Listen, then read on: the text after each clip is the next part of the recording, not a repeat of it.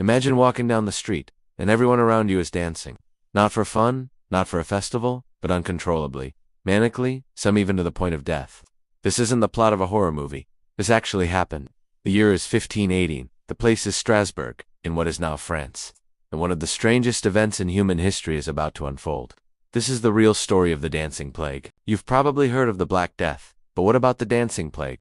This bizarre phenomenon swept through a medieval city, causing hundreds of people to dance relentlessly for days, weeks, and even months. It's one of history's greatest and most unsettling medical mysteries. So, why isn't this taught in your average history class? Well, maybe because it's just too weird, too hard to explain, and it raises some uncomfortable questions about the human mind that we're still grappling with today. It challenges our modern understanding of medicine, psychology, and social behavior.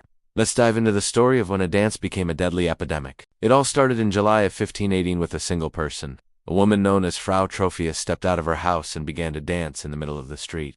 There was no music, no celebration. She just danced. She didn't stop for a break, not for a sip of water, not even as night fell. She danced for nearly a week straight, her feet bloody, her body exhausted. Her strange, silent dance didn't go unnoticed. Within that first week, about 36 people had joined her, and it didn't stop there. By the end of the month, the number of dancers had swelled to over 400. The city of Strasbourg was in a panic. The streets were filled with people, all caught in this non-stop, frenzied dance. They weren't smiling, they looked tormented, their bodies flailing, as if possessed by an unseen force. They couldn't stop, even when they wanted to.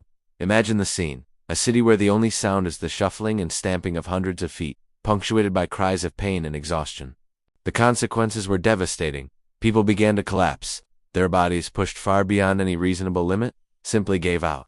Historical accounts report that many died from sheer exhaustion, strokes, and heart attacks. The city authorities were completely baffled.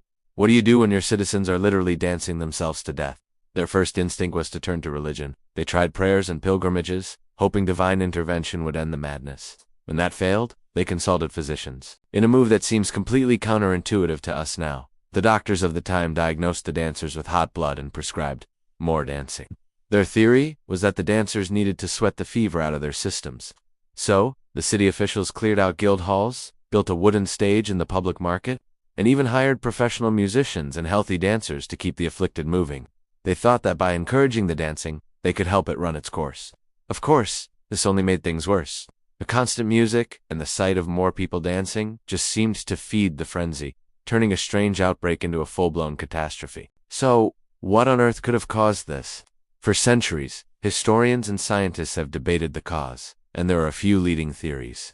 The first, and perhaps most widely accepted, is mass psychogenic illness, or what used to be called mass hysteria. Think about the world of 1518. The people of Strasbourg were living under extreme stress. They had faced brutal famines, widespread poverty, and the constant threat of deadly diseases like smallpox and syphilis. The psychological pressure was immense. In this theory, the dancing was a kind of collective nervous system breakdown, a physical manifestation of extreme psychological distress spreading through a traumatized population. Another popular theory involves a fungus called ergot. This mold grows on damp rye, which was a staple food at the time. Ergot contains a chemical that is structurally similar to LSD. If ingested, it can cause severe muscle spasms, convulsions, hallucinations, and delirium. Some historians believe the dancers were suffering from a mass poisoning event, their bodies contorted by spasms that looked like dancing, their minds lost in terrifying hallucinations. This would certainly explain the trance-like state and the inability to stop. Finally, there's the theory of religious fervor gone wrong. This was a deeply superstitious time. Some people believed that the dancing was a curse sent by a saint, specifically Saint Vitus, who was known to inflict plagues of compulsive dancing on those who angered him. Others might have been part of an extreme religious cult, dancing in a desperate, ecstatic attempt to achieve a divine trance or ward off sin. It's possible that a combination of these factors, stress, poison, and belief, created the perfect storm that ignited the dancing plague. Slowly, mysteriously, the plague began to fade. By early September, the dancing had subsided.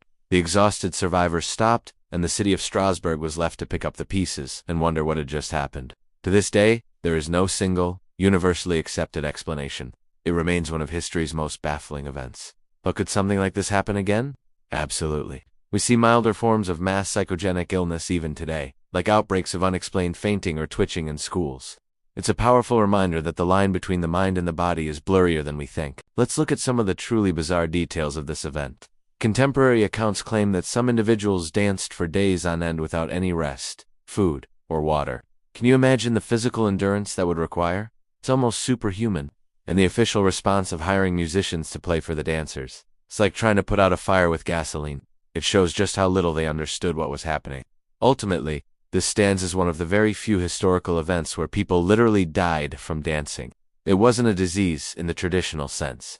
It was an activity pushed to a fatal extreme. In the end, the dancing plague of 1518 serves as a chilling reminder that history is often far stranger than fiction. Sometimes, the deadliest plagues aren't caused by germs or viruses, but by fear, stress, and the incredible, sometimes terrifying, power of the human psyche. The story forces us to look at how our minds can influence our bodies in extreme ways, and how a whole community can be swept up in a collective delusion. It makes you wonder, in our own age of high stress and rapid-fire information, could something like this happen today? What do you think? Thanks for watching, and if you enjoy exploring the strange corners of history, be sure to subscribe for more.